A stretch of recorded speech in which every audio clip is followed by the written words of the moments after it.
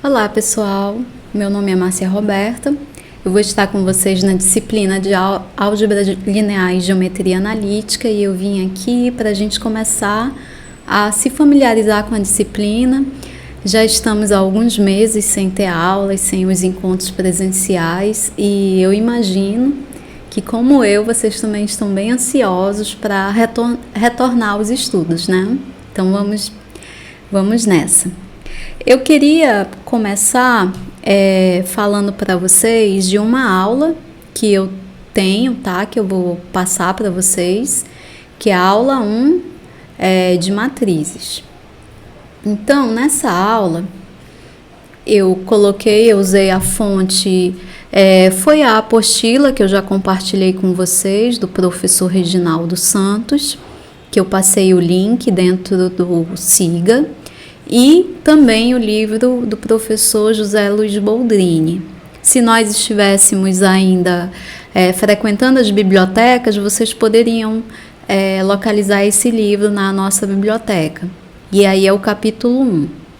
Nós iniciamos a aula de matrizes falando de uma matriz genérica, que geralmente na aula presencial eu mostro como uma forma de organizar elementos, né, por linhas e colunas. Nesse caso aqui eu vou chamar a matriz A com elementos dispostos em M linhas por N colunas. E aí vocês podem verificar que eu tenho índices. Esse 1 vai significar que esse elemento é o elemento que está na linha 1, coluna 1. A leitura é essa, tá? É uma tabela. Em seguida, é essa forma de falar da linha e da coluna. E aí eu vou me referir à iésima linha, a linha que vai de 1 até M, e a jésima coluna. O J ele iria de 1 até N. Então, eu vejo isso aqui é uma coluna que está... Eu consigo capturar, né, todas as linhas da matrizes em uma só coluna. Uma matriz coluna, ela seria identificada mostrando apenas uma coluna. Ou uma matriz linha, eu só mostraria uma linha. Nós também vamos utilizar essa notação, que a matriz A, ela pode ser identificada por todos os elementos do tipo A e J, tal que ela tem a dimensão M por N. Dizemos que A e J, ou o A entre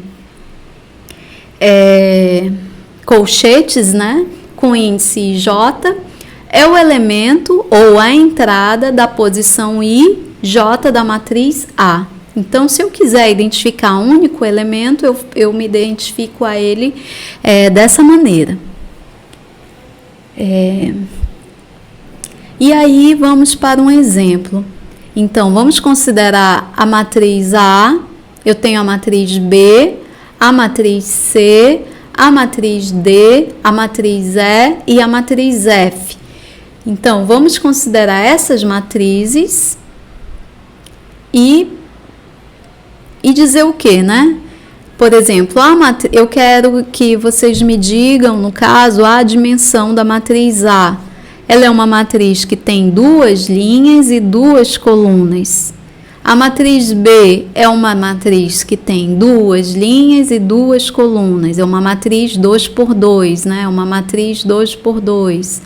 A matriz C é uma matriz que tem 2 linhas e 3 colunas. Então, essa coisa da dimensão, né? Eu daria o índice dela pela quantidade linha, coluna, né? Então, ela seria uma matriz 2 por 3, né? Eu poderia aqui identificar que essa é uma matriz 2 por 3, entendeu? Essa aqui é uma matriz, a matriz B é uma matriz 2 por 2, né?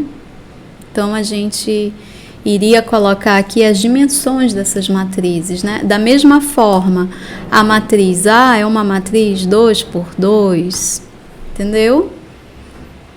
E assim por diante. A matriz D é uma matriz que só tem uma linha, mas que tem 3 colunas. Então, ela é uma matriz. Você sempre usa a mesma ordem, tá? Linha, coluna. Ela é uma matriz, uma linha por 3 colunas. E a matriz E é uma matriz de 3 linhas, né, por uma coluna. E a matriz F é o quê, hein?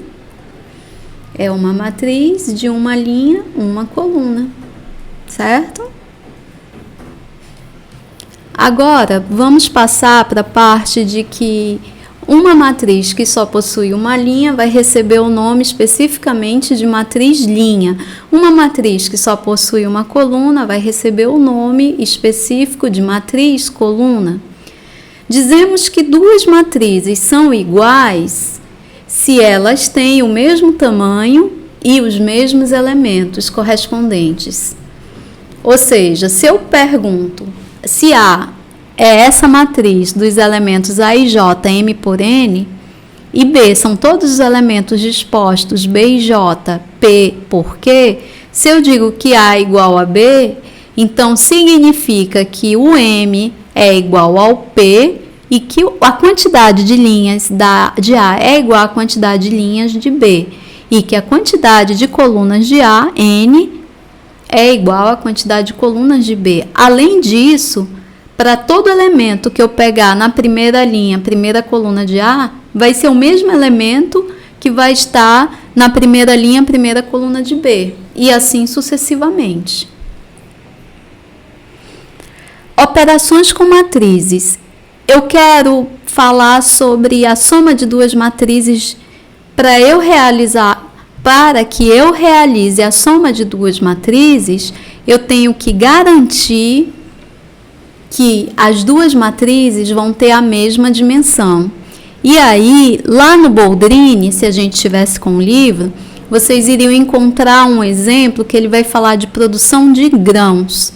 E ele vai dizer assim, que num primeiro ano, uma determinada estatística, né, uma contagem que eles fizeram, eles viram que 3 regiões, eles analisaram 3 regiões durante o primeiro e o segundo ano, e a região A, a região B e a região C.